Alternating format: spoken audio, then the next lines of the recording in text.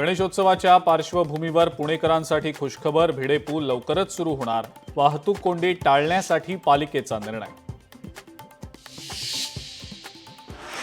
ठाण्यातील वृंदावन सोसायटी पाण्याखाली. इमारतीत जाण्यासाठी पाण्यातनं काढावी लागते वाट. अनेक सखल भागांमध्ये पाणी साचायला सुरुवात.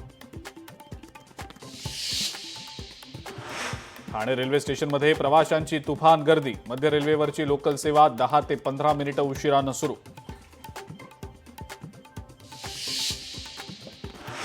कल्याणच्या नेतिवली टेकडी परिसरामध्ये दरड कोसळली. जय भवानी नगर परिसरातली घटना.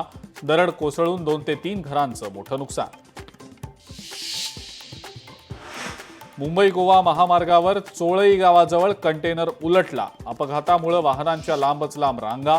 पोलिसांनी मिळवलं परिस्थितीवर नियंत्रण. वाहनांची एकेरी वाहतूक सुरू. राज्यामध्ये 3 दिवसांनंतर पावसाचा जोर कमी होणार. पुणे वेधशाळेनं वर्तवला अंदाज. कोकण मध्य महाराष्ट्राला 2 दिवस रेड अलर्ट, तर पुणे आणि मराठवाड्यातल्या काही भागांमध्ये ऑरेंज अलर्ट.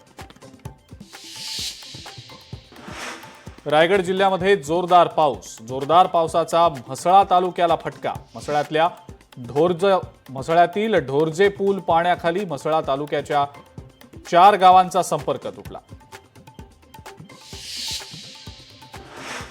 महाबळेश्वर आणि पाचगणीचं सौंदर्य खुललं. पावसाळ्यात फुललं महाबळेश्वर. सर्वत्र हिरवाईनं नटलेले डोंगर आणि धुक्याची चादर.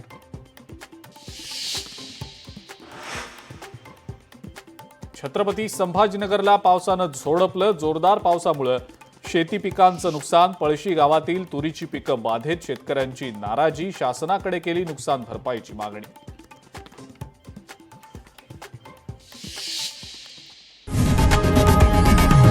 लोकशाही मराठी ऐका, पहा, जागरूक रहा.